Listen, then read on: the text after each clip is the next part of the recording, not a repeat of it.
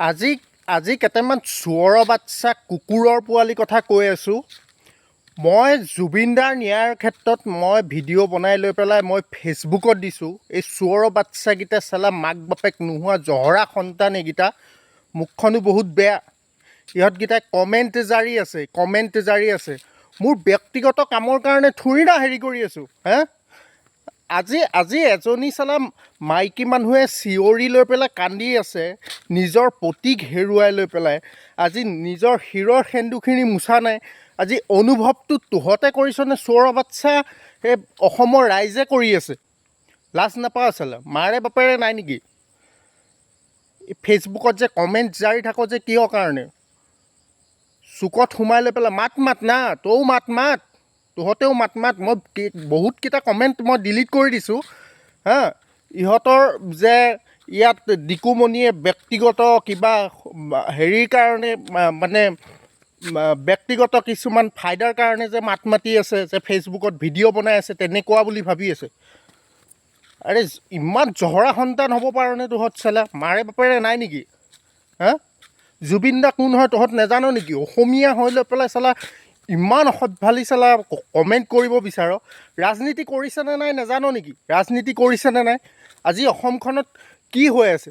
জুবিন দাক ন্যায় দিব লাগেনে? আজি কিবা আজি কিবা হেৰি কি আঁচনি যে এইবিলাক হা, এইবিলাক আঁচনি উলিয়াব লাগে। ক'ৰবাত তেলৰ দাম কমাব, আলুৰ দাম কমাব, সুলভ মূল্যত দিব, সেইবিলাকৰ এতিয়া সময় আহিছে নেকি?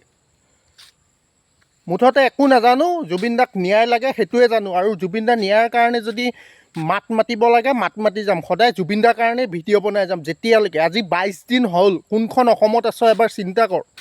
22 দিন হ'ল চালা। বেলেগে হাঁহিব আমাক অসমীয়া হিচাপে চালা। চোৰৰ বাচ্চাহঁত তহঁতৰ চালা লাজ নাই, চৰম নাই? ভিডিঅ'ত আহি লৈ পেলাই যে কমেণ্ট জাৰি আছহি যে। এইটো ভিডিঅ' চা, যেতিয়া তোৰ বাপেৰে মৰিব মাৰৰ দুখটো কি হ'ব এবাৰ চা ভিডিঅ'ত। তেওঁ যাতে ন্যায় পায় সেইকাৰণে প্ৰতিদিনে hashtag justice for Zubeen Garg সকলোৱে লিখিব এবাৰ, আৰু সকলোৱে ন্যায় প্ৰাৰ্থনা কৰিব। সদায় যি হৈছিল আমি জানিব লাগে, সেইটোৱে কথা। আজিলৈকে জনা নাই কি হ'ল। 22টা দিন পাৰ হ'ল, আজিলৈকে আমি নাজানো কি ঘটনা ঘটি গ'ল।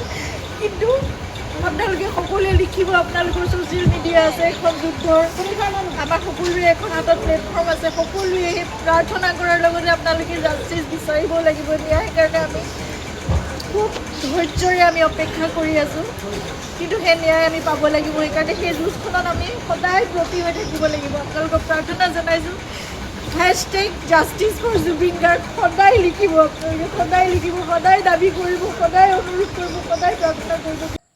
আজি গৰিমা শইকীয়া গাৰ্গে আজি কি আহ্বান জনাইছে চা। আজি 22টা দিন হ'ল নিজৰ আপোনজনক হেৰুৱাই লৈ, নিজৰ আপোনজন কাষত নাথাকাৰ দুখ কিমান, বেদনা কিমান এবাৰ বুজি পা।